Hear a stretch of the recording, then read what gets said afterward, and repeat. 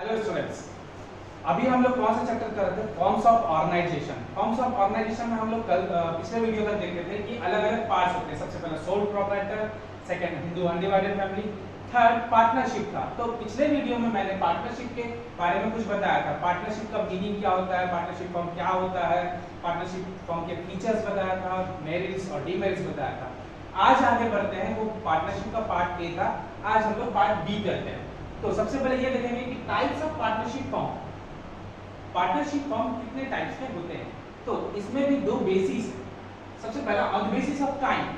On the basis of time मतलब time या tenure के अकॉर्डिंग पार्टनरशिप फॉर्म भी बनता है। जैसे पहला है partnership at will. Partnership at will बोलने का मतलब अगर दो या दो से ज्यादा लोग चाहते हैं कि वो पार्टनरशिप फॉर्म बना के काम करे तो वो होगा पार्टनरशिप एट विल। ये कभी भी फॉर्मेशन हो सकता है और इसका डिसॉल्व भी इनके विल के अकॉर्डिंग ही होगा। विल मतलब अगर ये जब चाहेंगे तब ये विल खत्म हो जाएगा। या फिर अगर आपको लग रहा है कि भैया मेरे को अब नहीं रखना है पार्टनरशिप, चाहे वो कितना भी समय हो, तो आपको पहले से एक लेटर देना पड़ेगा जो भी आपके पार्टनर्स हैं और वो ऑटोमेटिकली डिसॉल्व हो जाएगा। Partnership at fix period. Partnership at fix period बोलने का मतलब जैसे आप स्टार्टिंग में डील बना रहे हो तो 3 साल के लिए, 5 साल के लिए या 10 साल के लिए ऐसा आप टेन्योर बता रहे हो पार्टनरशिप फर्म का।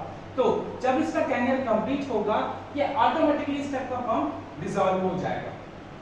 Third particular partnership. Particular partnership बोलने का मतलब एक पर्टिकुलर प्रोजेक्ट के लिए भी हो सकता है। जैसे मान लो कि बात मैं हूँ, मेरे को मुझे एक टेंडर मिला ब्रिज बनाने का और साथ साथ एक और बंदा है एक्स नाम से, उसको उस पर्टिकुलर टेंडर में उसको माल या रॉ मटेरियल्स जो भी है वो प्रोवाइड करने का मिला। तो हम दोनों पर्टिकुलर प्रोजेक्ट के लिए पार्टनर बन के रह गए क्योंकि वो मेरे को मटेरियल सप्लाई करेगा और मैं ब्रिज का कंस्ट्रक्शन करूंगा। तो ये पार्टनरशिप कब डिसॉल्व होगा? जैसे ही ये काम कंप्लीट होगा ये पार्टनरशिप अपने आप डिसॉल्व हो जाएगा। तो ये होता था on the basis of time. On the basis of liability general partnership. सबसे पहला जनरल पार्टनरशिप मतलब जो बेसिक पार्टनरशिप होता है आज के डेट में, जो हर टाइप के फर्म में एप्लीकेबल होता है, जहां पे दोनों पर्सन की या तीनों पर्सन की या जितने भी पार्टनर्स हैं उनकी लायबिलिटी अनलिमिटेड होती है। एक आता है एलएलपी, लिमिटेड लायबिलिटी पार्टनरशिप या special partner. Limited liability partnership में आपको डील में पहले से बताना पड़ेगा कि ये लिमिटेड लायबिलिटी पार्टनरशिप है या इसमें एक ये बंदा है वो स्पेशल पार्टनर है। और नॉर्मली इस टाइप का बिजनेस सिर्फ और सिर्फ कॉर्पोरेट सेक्टर में होता है ये, और कॉमन फर्म इस टाइप का बिजनेस नहीं करती या इस टाइप का पार्टनरशिप फर्म नहीं करते। इसमें खास बात क्या होता है, स्पेशल पार्टनर एक होता है जिसकी लायबिलिटी लिमिटेड होती है, बाकी जो अदर पार्टनर्स है उनकी लायबिलिटी लेकिन अनलिमिटेड होती है। स्पेशल पार्टनर मैनेजमेंट की एक्टिविटीज में पार्टिसिपेट नहीं कर सकता। हाँ, भले वो बुक्स ऑफ अकाउंट्स जब भी चेक करना चाहे कर सकता है। नॉर्मली पार्टनरशिप फर्म में क्या होता है, अगर किसी पार्टनर की डेथ होती है या वो इनकैपेबिलिटी या इंसॉल्वेंसी होती है तो पार्टनरशिप डिसॉल्व हो जाता है। लेकिन स्पेशल पार्टनर वाले केस में स्पेशल पार्टनर के डेथ में या रिटायरमेंट में ऐसा कुछ भी नहीं होगा, मतलब पार्टनरशिप फर्म डिसॉल्व नहीं होगी। तो यहाँ तक था ये पार्टनरशिप फर्म के टाइप्स। अब मैं आगे बताता हूँ टाइप्स ऑफ पार्टनर कि पार्टनर कितने टाइप के होते हैं। तो there are 4 types of partner. सबसे पहला है एक्टिव पार्टनर। एक्टिव पार्टनर मतलब जो मैनेजमेंट के एक्टिविटीज में टोटली पार्टिसिपेट करता है, जिसके जो कैपिटल भी पुट करता है और जो शेयर एंड प्रॉफिट लॉसेस को इक्वली या कैपिटल रेशियो के अकॉर्डिंग डिस्ट्रीब्यूट भी करता है या फिर ले लेता है। स्लीपिंग और dormant partner.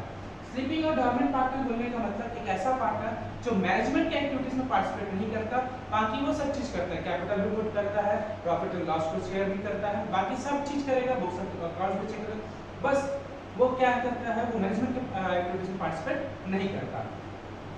Secret partner. Secret partner एक ऐसा पार्टनर होता है जो चाहता है कि आउटसाइडर्स को उसके बारे में ना पता चले, वो सब चीज में एक्टिवेट रहता है। पार्टनर मैनेजमेंट एक्टिविटीज भी करेगा, कैपिटल भी पुट करेगा, प्रॉफिट एंड लॉस को भी शेयर करेगा, बस वो अपना नाम नहीं बताना चाहता। मतलब वो चाहता है कि वो बिजनेस उसका नाम आउटसाइडर तक पता ना चल पाए।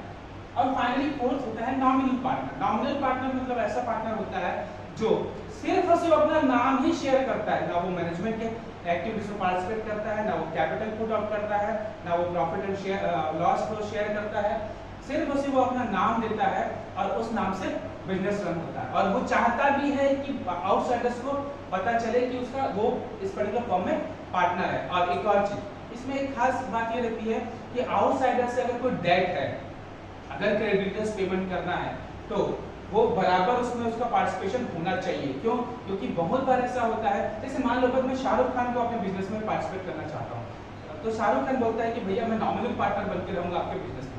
नॉमिनल पार्टनर मतलब कैपिटल पुट नहीं करूंगा, प्रॉफिट एंड लॉस शेयर नहीं करूंगा, ना ही कोई मैनेजमेंट की एक्टिविटीज में शामिल रहूंगा, बस आप सिर्फ मेरा नाम रखना।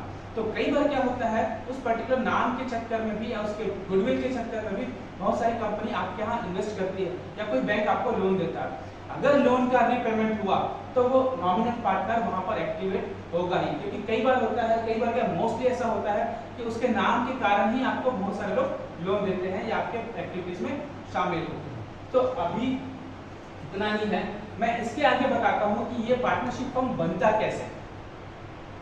आगे बढ़ते हैं, formation of partnership firm. Partnership firm बनता कैसे? तो आपको पार्टनरशिप फर्म बनाने के लिए दो चीजें मोस्ट इंपॉर्टेंट है। सबसे पहला पार्टनरशिप डीड और दूसरा registration.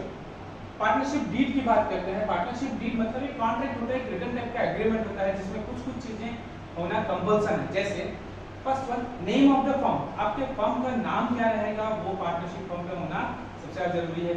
Second, name and address of the partners. जो पार्टनर्स हैं, अगर 2 पार्टनर है या 3 पार्टनर, जितने भी पार्टनर्स हैं, तो उनका नाम और उनका रेसिडेंशियल एड्रेस क्या है वो आपको लिखना पड़ेगा।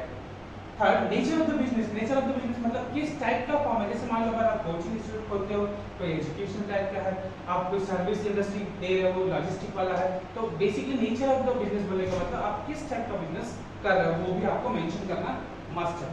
Place of the business. Place of the business बोलने का मतलब official address of the business, कि आपका बिजनेस सेटअप कहाँ पर है। अगर आपका रेंट वाला है बिजनेस, मतलब आपके बिजनेस किसी और के घर में रेंट में है, तो वो रेंट वाला एड्रेस दीजिए, या फिर आपका खुद का एड्रेस है और आप वहाँ पर रह रहे हैं तो आप वहाँ पर का एड्रेस दीजिए, लेकिन जहाँ पर आप बिजनेस कर रहे हो वहाँ पर का एड्रेस देना मस्ट है। Capital committed by each partner. जितने भी पार्टनर्स थे वो कितना कैपिटल पुट आउट किए हैं वो भी आपको मेंशन करना मस्ट है। Profit sharing ratio. Profit sharing ratio मतलब ये आपका प्रॉफिट शेयरिंग रेशियो किस रेशियो में आप प्रॉफिट शेयर करोगे वो भी मेंशन करना है। अगर आप कैपिटल रेशियो के अकॉर्डिंग कर रहे हो तो वो भी मेंशन करो, इक्वली डिस्ट्रीब्यूट कर रहे हो तो वो भी मेंशन करना है। The rights and the duties of the partner. Her partner के राइट्स एंड ड्यूटीज क्या है, वो किस लेवल तक जा सकता है, किस लेवल तक वो काम कर सकता है, वो सब के सब आपको मेंशन करना पड़ेगा। The mode of the maintaining accounts. किस मोड में आप मेंटेन कर रहे हो, रिटन फॉर्म में है, ओरल फॉर्म में है, या फिर ऑनलाइन मोड में आप कर रहे हो, या फिर कुछ चेकबुक के थ्रू कर रहे हो, जिस भी फॉर्म में आप कर रहे हो वो मेंशन आपको स्टार्टिंग में करना जरूरी है। The rate of interest. Rate of interest में बोलने का मतलब इंटरेस्ट ऑन ड्राइंग होता है, इंटरेस्ट ऑन कैपिटल होता है और इंटरेस्ट ऑन लोन होता है। स्टार्टिंग में ही डील में ही आपको मेंशन करना पड़ेगा कि अगर कोई पार्टनर बिजनेस को लोन देता है तो वो किस रेट ऑफ इंटरेस्ट से उससे इंटरेस्ट पाएगा, या फिर अगर वो कैपिटल पुट आउट किया है डेफिनेटली कैपिटल पुट आउट करेगा तो किस रेट से उसको इंटरेस्ट मिलेगा, या फिर अगर वो विथड्रॉ कर रहा है, कुछ ड्राइंग करना चाहता है तो वो किस रेट से उसको इंटरेस्ट उसमें चार्ज होगा, ये सब के सब आपको मेंशन करने पड़ेंगे। अगर नॉर्मली पार्टनरशिप डीड नहीं बना रहता तो इंटरेस्ट ऑन 6% के हिसाब से चार्ज होता है। The amount of salary and commission. अगर मान लो बात आपका पार्टनर वहाँ के राइट्स एंड ड्यूटीज के अलावा भी कुछ और काम कर रहा है और वो चाहता है कि भैया इसके लिए मेरे को पर्टिकुलर कमीशन मिलना चाहिए या इसके लिए मेरे को सैलरी मिलना चाहिए, तो वो कितना मिलेगा, क्या मिलेगा, वो सब के सब आपको मेंशन करना पड़ेगा। Provisions regarding retirement and dissolution. कुछ प्रोविजंस भी आपको लिखने पड़ेंगे कि भैया आप रिटायरमेंट कब ले सकते हो या किस कंडीशन में ले सकते हो, या अगर बिजनेस को डिसॉल्व करना है तो किस कंडीशन में, ये सब आपको पहले से लिखना पड़ेगा। Methods of solving dispute. Normally मैं कल बताया था डीमेरिट्स में कि कॉन्फ्लिक्ट होने के चांसेस बहुत ज्यादा होते हैं अमंग पार्टनर्स। तो अगर कोई कॉन्फ्लिक्ट होता है तो क्या मेथड रहेगा, आप सरकारी वो करना चाहोगे, कुछ नोटरी के पास जाना चाहोगे, ये सब के सब आप पहले से मेंशन करोगे कि अगर कोई डिस्प्यूट होता है तो उसको कैसे क्लियर किया जाए। तो ये था फॉर्मेशन, सबसे पहला पार्टनरशिप। दूसरा होता है रजिस्ट्रेशन, जो मैं पहले बताया था। रजिस्ट्रेशन आपको पार्टनरशिप एक्ट 1932 के अकॉर्डिंग आपको रजिस्ट्रेशन कराना पड़ेगा। रजिस्ट्रेशन में आपको जो ये सब चीजें हैं, नॉर्मली यही सब चीजें देनी पड़ती है, उसमें इतना नहीं लगता, कुछ चीजें ही लगती है, जैसे name of the firm, name and address of the firm, name and address of the partners, nature of the business, days of the business, बस बेसिकली रजिस्ट्रेशन में यही लगता है। नॉर्मली रजिस्ट्रेशन कराना ही चाहिए। रजिस्ट्रेशन नहीं कराने से क्या होता है कई बार डिस्प्यूट होता है, डिस्प्यूट के रिगार्डिंग आप कुछ भी नहीं कर सकते। आप किसी पार्टनर के अगेंस्ट कोई केस फाइल नहीं कर सकते, आप फर्म के अगेंस्ट कोई केस फाइल नहीं कर सकते। अगर आपको लगता है कि भैया ये मेरे साथ गलत हो रहा है तो आप ऐसा कुछ नहीं कर पाओगे। इसलिए रजिस्ट्रेशन, कई बार क्या होता है कोई कस्टमर है आपका, तो कस्टमर भी आपके ऊपर क्लेम नहीं कर पाएगा क्योंकि आपका कंपनी तो रजिस्टर्ड नहीं है, इसलिए रजिस्ट्रेशन कराना बहुत जरूरी है। अभी फॉर्मेशन ऑफ पार्टनरशिप फॉर्म इतना ही तक था। मैं इसके बाद बताता हूँ सबसे मेन चीज है इसमें जो एग्जामिनेशन में आती है कि पार्टनरशिप फॉर्म और सोल प्रोप्राइटर में डिफरेंस क्या होता है। तो हम लोग आगे करते हैं difference between partnership form and sole proprietor. Difference between partnership form and sole proprietorship, exam में इसके बारे में नॉर्मली पूछता ही है कि पार्टनरशिप फॉर्म और सोल प्रोप्राइटरशिप में डिफरेंस क्या है। तो मैं यहाँ पर कुछ बेसिस लिखा हूँ, उसके अकॉर्डिंग दोनों को कंपेयर करूंगा। नॉर्मली अब आप 10th तक आपको बेसिस नहीं लिखना पड़ता था, लेकिन बिजनेस स्टडीज में याद रखिएगा आपको हर डिफरेंस के बेसिस लिखना जरूरी है, क्योंकि बेसिस के अकॉर्डिंग ही आप दो अलग अलग चीजों को कंपेयर कर सकते हो। तो इसमें गवर्न बाय पहला बेसिस है। गवर्न बाय बोलने का मतलब पार्टनरशिप को कौन गवर्न करता है? पार्टनरशिप को पार्टनर्स गवर्न करते हैं। जितने भी पार्टनर्स होंगे वो सब के सब गवर्न करेंगे। गवर्न बोलने का मतलब मैनेजमेंट एक्टिविटीज में पार्टिसिपेट करना, कैपिटल पुट आउट करना, जितने भी और अदर एक्टिविटीज है, चाहे मार्केटिंग हो, चाहे फाइनेंस हो, चाहे बुक्स ऑफ अकाउंट्स हो, सब के सब मिलके गवर्न करेंगे। लेकिन सोल प्रोप्राइटरशिप को सिर्फ और सिर्फ प्रोप्राइटर ही गवर्न करता है। Number of members, partnership form में मिनिमम 2 नंबर्स होते हैं, मैक्सिमम 20 होते हैं। अगर पार्टनरशिप फॉर्म बिजनेस एक्टिविटीज के लिए है या सॉरी बैंकिंग इंस्टीट्यूशन के लिए है तो वहां पर मैक्सिमम आपको 10 मेंबर्स लगेंगे। लेकिन सोल प्रोप्राइटरशिप में आपको मिनिमम 1 मेल मेंबर ही लगता है, जो हेड ऑफ द फैमिली भी हो सकता है या फिर कोई भी हो सकता है। जैसे आज के डेट में शॉपकीपर, मैं आपको एग्जांपल दिया था, शॉपकीपर ओनली मेंबर होता है। थर्ड, रिस्क, पार्टनरशिप फॉर्म में रिस्क डिस्ट्रीब्यूट हो जाता है अमंग पार्टनर्स, 3 से 4 पार्टनर्स के बीच में रिस्क डिस्ट्रीब्यूट हो जाता है। लेकिन सोल प्रोप्राइटरशिप में रिस्क टोटल किसके ऊपर रहता है? प्रोप्राइटर के ऊपर। फाइनेंस भी वैसा ही है, फाइनेंस भी मतलब कैपिटल भी जितने भी पार्टनर्स है सबके साथ एक साथ पुट कर सकते हैं और पुट करते ही हैं। लेकिन सोल प्रोप्राइटरशिप में इंडिविजुअल ओनर ही पुट करता है। डिसीजन मेकिंग भी सबके सब मिलके करेंगे यहाँ पर। लेकिन सोल प्रोप्राइटर में सिर्फ एक ही अकेले का डिसीजन रहेगा, क्योंकि वही तो उसी के ऊपर तो पूरा लायबिलिटी है, वही मैनेजमेंट को भी देख रहा है, वही सब चीज कर रहा है, सिंगल ओनर है।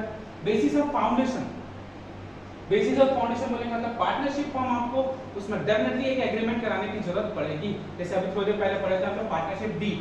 लेकिन सोल प्रोप्राइटरशिप में ऐसे कोई भी एग्रीमेंट की जरूरत नहीं पड़ती।